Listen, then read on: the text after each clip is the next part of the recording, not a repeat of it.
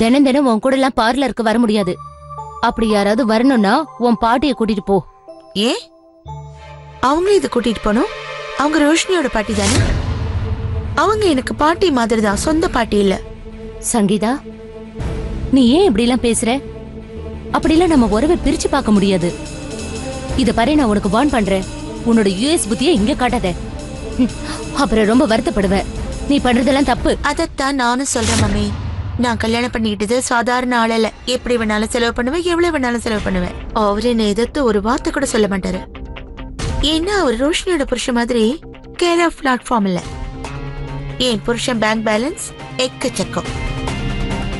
அதனால நான் நினைச்சேன்னா எங்க அம்மாவை டெய்லி பியூட்டி பார்லருக்கு கூட்டிட்டு போக முடியும். டிடி மாதிரி ஆளுங்களோட இத்தனை நாள் இருந்தது பெரிய விஷயம். இனிமே என்னால இருக்க முடியாது. சங்கீதா, உனக்கு பண ஆசை ரொம்ப ரொம்ப அதிகமாயிக்கிட்டே இருக்கு. இதெல்லாம் உன் வாழ்க்கைக்கு நல்லது இல்லம்மா. ஏன் இந்த கேள்வியை டிடி கேட்க வேண்டியதானே? டிடி தன்னோட பணபலத்தை அன்னைக்கு காட்டினாங்கல்ல, உண்மைதானே? தன் பணத்தை வச்சுதானே எல்லாரையும் ஆட்டி படிச்சாங்க. தன் பணத்தால எல்லாரையும் விலைக்கு வாங்க நினைச்சாங்க. இப்ப அதே மாதிரி எனக்கு ஒரு டைம் வந்திருக்கு மம்மி. எல்லா விதத்திலையும் ரோஷினிக்கு தான் முக்கியத்துவம் கொடுத்திருக்காங்க. எல்லா விதத்திலையும் எல்லா நேரத்திலையும். அது ஏன்னா அவளோட அம்மா பெரிய பணக்காரி.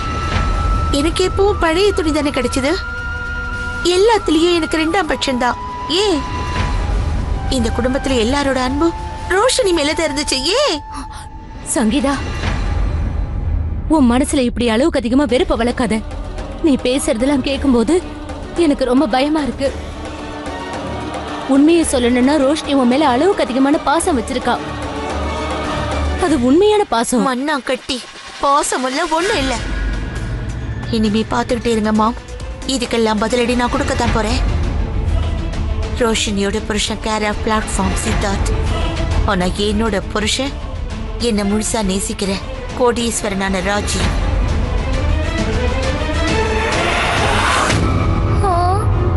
என்னது இது? நம்ம வீட்டுக்குள்ள இன்னொரு டேடி உருவாயிடுச்சு. இவளும் டேடி மாதிரி பேச ஆரம்பிச்சிட்டா. ஒட்டுமொத்த தீய சக்தியும் இந்த வீட்டுக்குள்ள வந்துடுச்சு. எப்ப நல்ல சக்தி இந்த வீட்டுக்குள்ள வருமோ?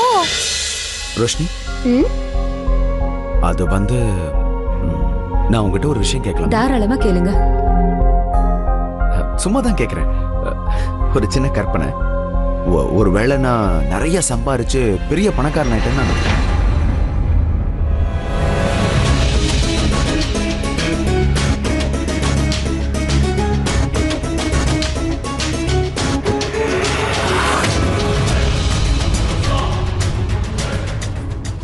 அப்ப என்னோட சந்தோஷமே தொலைஞ்சிருங்க.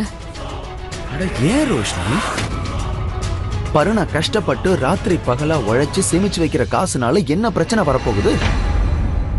அதனால நான் உன் மேல வச்சிருக்கிற பாசம் குறைப்போதானே? இங்க பாருங்க, நான் பாசம் குறைஞ்சிடும்னு சொல்லல, உங்களை சம்பாதிக்க வேண்டாம்னு சொல்லல. ஆனா நீங்க பணக்கார ஆவேன்னு சொன்னீங்க பாருங்க, அதை மட்டும் விட்டுடுங்க. வேணாங்க, உங்களுக்கு சொன்னா எதுவும் புரியாது.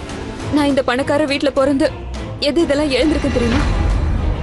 நான் இந்த வீட்டுல பிறந்ததுனால, எங்க அம்மா ஒரு பணக்காரங்கன்றதுனால அவங்க கிட்ட இருந்து எனக்கு பாசமே கிடைச்சதில்ல. ஆனா இப்ப என்ன பிரச்சனை? எனக்கு பணம் வேணும்னு நீங்க ஏன் நினைக்கிறீங்க? இங்க பாருங்க, நம்ம இப்ப இருக்கிற மாதிரி இந்த வசதிகளோட நான் ரொம்ப சந்தோஷமா இருக்கேன். நிஜமாதான். அப்புறம் இன்னொரு விஷயம், இப்ப நீங்க எப்படி இருக்கீங்களோ, எவ்வளவு சம்பாதிக்கிறீங்களோ, அதுவே எனக்கு தாராளமா இருக்கு. அண்ட் பை த வே, திடீர்னு ஏன் இன்னைக்கு இந்த கேள்வியை கேட்டீங்க? லாட்டரி ஏதாவது அடிச்சிருச்சா என்ன? பெரிய பணக்காரகணும்னு சொல்றீங்க, வேலைக்கு போக வேண்டாமா? போறேன். ஓ, இங்க பாருங்க, எனக்கும் லேட் ஆயிடுச்சு. நான் போயிட்டு வரேன். பை ரோஷினி.